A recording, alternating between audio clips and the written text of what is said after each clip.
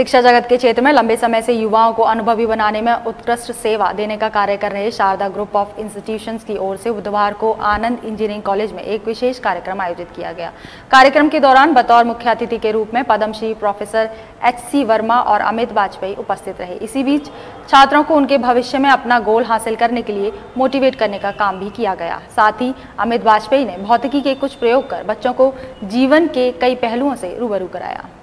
और लगभग 20-22 वर्ष पहले से जो स्कूल में और कॉलेजेस में शिक्षा हो रही हैं साइंस की, और उसमें जिस प्रकार की दिक्कतें हैं जो मैंने महसूस की, उनको लेकर उनके निवारण के लिए काम कर रहा हूँ। विद्यार्थियों के बीच, शिक्षकों के बीच, ज़्यादातर शिक्षकों के बीच उनके विज्ञान का जो अपना स्तर है और जो समझ है उसको और ज़्यादा शार्प करना और ज़्यादा सही करना, और फिर क्लासरूम में किस प्रकार की डिलीवरी करना, प्रकृति के साथ जोड़ने के लिए क्या करना, विज्ञान को जो हम टेक्स्ट बुक्स में पढ़ते हैं उसको अपने नेचर में, अपनी लाइफ के साथ जो हो रहा है, सामने हो रहा है, संसार में हो रहा है, उसके साथ कैसे जोड़ना, और अपनी प्रॉब्लम्स के सॉल्यूशंस अपनी किताबों के थ्योरम्स के माध्यम से कैसे सोचना, खोजना, इसके लिए लोगों के साथ काम करता रहता हूँ।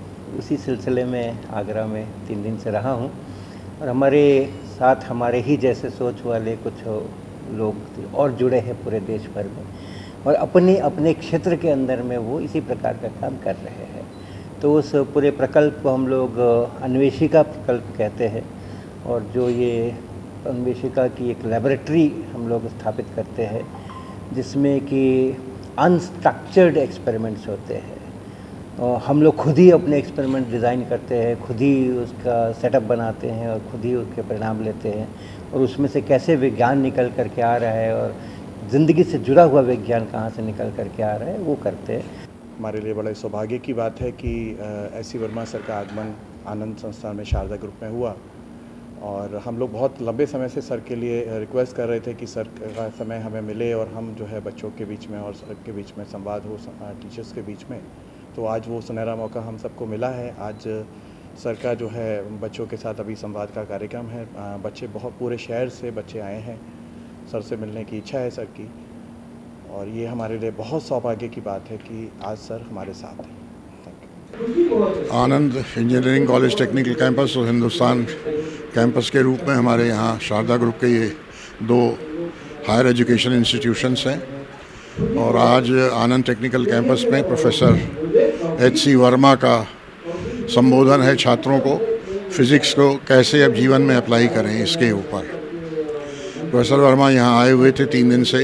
यहाँ अन्वेषिका नाम का एक कार्यक्रम चल रहा था जिसमें पूरे देश भर के फिजिसिस्ट इकट्ठा हुए थे कॉन्क्लेव में, और आज समय निकाल करके हमने प्रोफेसर साहब से रिक्वेस्ट किया कि वो हमारे फर्स्ट ईयर सेकेंड ईयर के छात्रों को भी एड्रेस करें, और कुछ स्कूल के बच्चों को भी हमने इनवाइट किया है ताकि they get deep insights into how to study physics and how to apply physics. I think today is such a magnanimous day that Professor S.C. Sharma is visiting our college.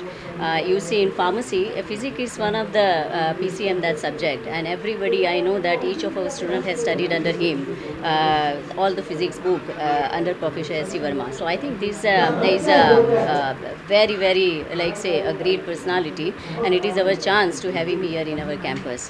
So all our students are present. Actually, our exams were going on. I have postponed an exam and make them present here in the stadium so that he can have, they all can have a chance to see what he has to say and all.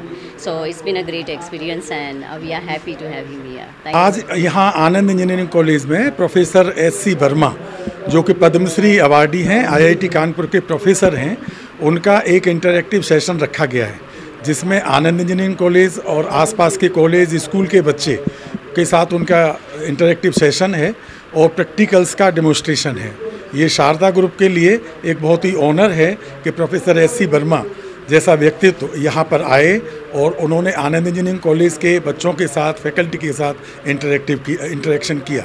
Professor HC Verma का जो नाम है, उनकी जो books हैं वो abroad, India के बाहर भी लोग उनको जानते हैं। धन्यवाद।